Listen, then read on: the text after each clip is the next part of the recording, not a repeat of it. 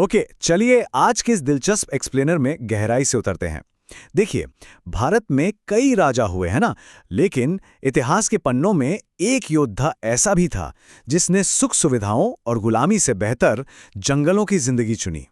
जरा सोचिए, एक ऐसा शासक जिसने भूख स्वीकार की, अपने परिवार को कष्ट में देखा, लेकिन कभी भी किसी के आगे अपना सिर नहीं झुकाया। ये अपने आप में रोंगटे खड़े कर देने वाली बात है। ये सिर्फ एक ऐतिहासिक कहानी नहीं है दोस्तों, ये स्वाभिमान का एक अमर प्रतीक है, और ये नाम है महाराणा प्रताप।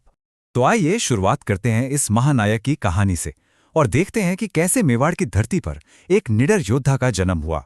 अब जो बात इस स्लाइड में सबसे दिलचस्प है वो ये कि राजस्थान की वीर भूमि मेवाड़ में जन्मे महाराणा प्रताप बचपन से ही एकदम निडर थे। तलवारबाजी हो, घुड़सवारी हो या फिर गजब का युद्ध कौशल, इन सब में वो बचपन से ही माहिर थे। उनके लिए ये सब जैसे उनके खून में ही था। लेकिन एक चीज थी जो उन्हें उस युग के बाकी सभी राजाओं से बिल्कुल अलग बनाती थी, और वो ये कि उन्होंने कभी भी विदेशी शासन को स्वीकार नहीं किया, बिल्कुल भी नहीं। अब बात करते हैं उस दौर की जब मुगलों का भारी दबाव बढ़ने लगा था। उस वक्त भारत का राजनीतिक नक्शा बहुत तेजी से बदल रहा था। उस समय पूरे भारत में मुगल सम्राट अकबर का साम्राज्य बहुत तेजी से फैल रहा था। कई राजाओं ने मुगलों के डर से और कई ने लालच में आकर अकबर की अधीनता स्वीकार कर ली। लेकिन महाराणा प्रताप, उनका रुख एकदम स्पष्ट था, साफ मना। अकबर ने उन्हें कई बार दोस्ती और समझौते के प्रस्ताव भेजे। वो चाहते थे कि प्रताप बिना युद्ध के बस हार मान लें, लेकिन प्रताप का जवाब हर बार बस एक ही था, मेवाड़ कभी नहीं झुकेगा। सोचिए उस वक्त ये बात कहने के लिए कितनी हिम्मत चाहिए होगी। और जब कूटनीति पूरी तरह फेल हो गई तो जन्म हुआ हल्दी घाटी के उस ऐतिहासिक युद्ध का, एक ऐसा महासंग्राम जिसने सब कुछ बदल दिया। तारीख थी 18 जून 1576। हल्दी घाटी की वो संकरी धरती अब एक भयंकर युद्ध भूमि बन चुकी थी। ये सिर्फ एक युद्ध नहीं था, ये इतिहास का एक बहुत ही खूनी अध्याय था। और ये स्लाइड हमें साफ दिखाती है कि ये मुकाबला कितना असमान था।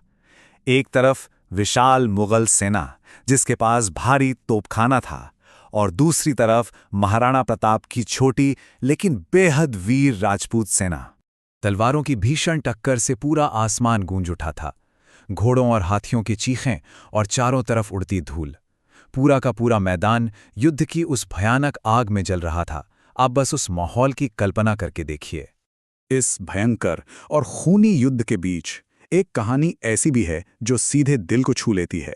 वो है उनके सबसे वफादार साथी, उनके घोड़े चेतक की कहानी। ये वाकई बहुत इमोशनल कर देने वाला पल है। गंभीर रूप से घायल होने के बाद भी चेतक अकल्पनीय दर्द सहकर अपने राजा को सुरक्षित लेकर भागता रहा। उसने अपनी आखिरी ताकत से नदी पार की, अपने राजा की जान बचाई और फिर वहीं गिर पड़ा। फिर आया वो पल जो इतिहास में हमेशा के लिए अमर हो गया। एक योद्धा का सबसे सच्चा साथी अपने राजा के लिए मर गया। वफादारी की ऐसी मिसाल शायद ही कहीं और देखने को मिले। तो युद्ध के बाद क्या हुआ? आइए देखते हैं कि कैसे स्वाभिमान की भारी कीमत चुकानी पड़ी और जंगलों की जिंदगी शुरू हुई। हल्दी घाटी के युद्ध के बाद सब कुछ बदल गया था। महाराणा प्रताप ने अपने आलीशान महल खो दिए, राज्य की दौलत खो दी, लेकिन जो उन्होंने कभी नहीं खोया वो था उनका अपना स्वाभिमान। वे अपने परिवार के साथ अरावली के घने जंगलों में रहने लगे। हालात इतने मुश्किल थे कि कई बार खाने तक के लिए कुछ नहीं होता था। घास की रोटियां खानी पड़ी, उनके अपने बच्चे भूखे सोते थे। लेकिन फिर भी इन दिल दहला देने वाली परिस्थितियों में भी उन्होंने अकबर के सामने झुकना स्वीकार नहीं किया। और यही बात हमें उनके जीवन के अंतिम लेकिन सबसे अहम हिस्से की तरफ ले जाती है, उनकी एक अमर और प्रेरक विरासत। महाराणा प्रताप ने हार कभी स्वीकार नहीं की। उन्होंने बाद में अपने कई महत्वपूर्ण क्षेत्रों को मुगलों से वापस जीत भी लिया। लेकिन पता है, आज भी उन्हें सिर्फ इसलिए याद नहीं किया जाता कि उन्होंने कितने युद्ध जीते, बल्कि इसलिए याद किया जाता है क्योंकि उन्होंने कभी हार नहीं मानी, कभी भी नहीं। और यही इस पूरे एक्सप्लेनर का सबसे बड़ा टेक अवे है। इतिहास गवाह है कि बड़े बड़े साम्राज्य और ताकतें समय के साथ मिट्टी में मिल गए, लेकिन महाराणा प्रताप का नाम आज भी इतिहास के पन्नों में गूंजता है। जय मेवाड़, जय राजपूताना।